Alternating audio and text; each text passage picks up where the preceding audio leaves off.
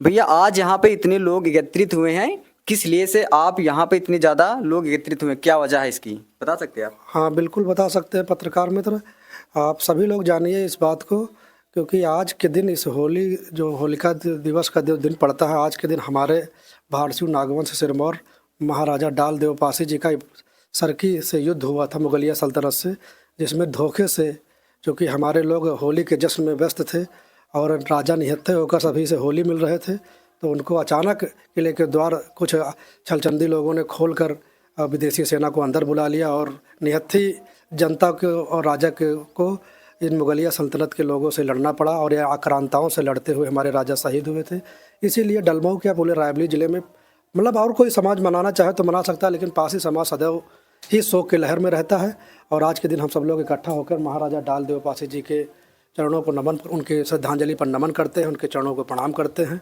और सर्व समाज जो लोग जानते हैं, जो लोग समझते हैं, पूरा डलमऊ क्षेत्र आज के दिन मतलब होली नहीं मनाता है, एक हफ्ते बाद वहाँ होली मनाई जाती है। इन सब बातों के कारण ही सब लोग इकट्ठा होकर अपने पूर्वजों को नमन करते हैं। बाकी लोग जो मिलते हैं क्योंकि सर्व समाज में हमें रहना है, सर्व समाज के लिए ही हमारे पुरखे लड़े हैं और शहीद हुए। जो महाराजा डाल देव पासी हैं, उनकी जो पत्नियां थी, बहुत लोग हमारा क्वेश्चन हमारे पास आया कि जो उनकी पत्नी थी वो कहाँ पे चली गई थी, क्या आप बता सकते उनकी पत्नी कहाँ पे गई थी? इतिहास और तथ्यों के आधार पर अगर हम बात करें तो महाराजा डाल देव पासी जब वीर गति से लड़े और वीर गति को प्राप्त हुए, उस समय माहौल ही ऐसा था कि अचानक कोई सेना, जैसे कोई व्यक्ति सैकड़ों की संख्या में अपना आपके घर पे घुस आए तो आप किस तरह बचेंगे। उस समय माहौल ही ऐसा था कि राजा साहब निहत्थे अपनी प्रजा के साथ जो होली मिल रहे थे लोगों के बीच में रंग से। लोग शराब वराब की बात करते हैं तो एंजॉय, शराब की जो बात करते हैं ये पूर्णतः कहीं तक मिथ्या भी है, ऐसा नहीं था। लेकिन लोग जैसे मन, आप जान लीजिए एक मिलन समारोह चल रहा हो, अगर उस समारोह में अचानक कोई मतलब विस्फोट हो जाए, कोई हथियारदार उससे आ जाए तो कितनी अव्यवस्था फैल जाएगी और मार काट पुतारू ऐसे आक्रांता लोग आ गए थे। तो रानी लोग जो एक गुफा बनी हुई थी उससे निकल कर गंगा पार वो लोग निकल गई थी। उसके बाद अपनी अस्मत और इज्जत बचाने के लिए, चूँकि उतना भीषण रक्तपात हुआ था वहाँ पर लड़ते हुए, आप जान लीजिए कि महाराजा डाल देव पासी जी कोई क्षणिक युद्ध नहीं लड़े, निहत्थे होकर भी वो लड़ते रहे और आधा दिन पूरा बीत गया।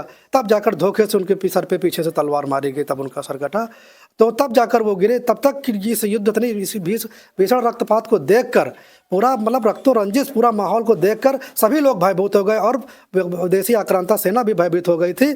लेकिन अब चूँकि ऐसी अव्यवस्था में कौन कहाँ गया, इस तरह इतिहासकार उसको संजो नहीं पाए और इतिहासकारों ने सदैव हमारे साथ धोखा है किया है। हमने सर्व समाज के साथ, हमारे पुरखों ने बलिदान दिया और उनकी रक्षा के लिए कार्य किया, लेकिन इतिहासकारों ने सदैव हमारे साथ कलम चलाने में कहीं ना कोई अनदेखी की है, जिसका हम सभी समाज के लोगों को हमेशा खेद रहता है। तो मेरा तो इस शहीद दिवस पर, इस शहीद पर्व पर पुरखों को नमन करते हुए उन सभी सबसे पुनः निवेदन रहेगा ऐसे इतिहासकारों से कि एक बार सर्वेक्षण कराकर पुरातत्व विभाग के आधार पर और शैक्षिक और तथ्यिक प्रमाणों के साथ उनका संपूर्ण इतिहास रायबरेली जिले को जो गौरवान्वित करता है और भारत माता के सच्चे सपूत के विषय में जो आपको बताता है, इस धरती के लाल के बारे में आपको बताता है, उस इतिहास को पुनः उजागर किया जाए और उन्हें पूरा सर्व समाज के बीच में इस संदेश को जाना चाहिए ताकि सभी लोग इस चीज़ को जानें।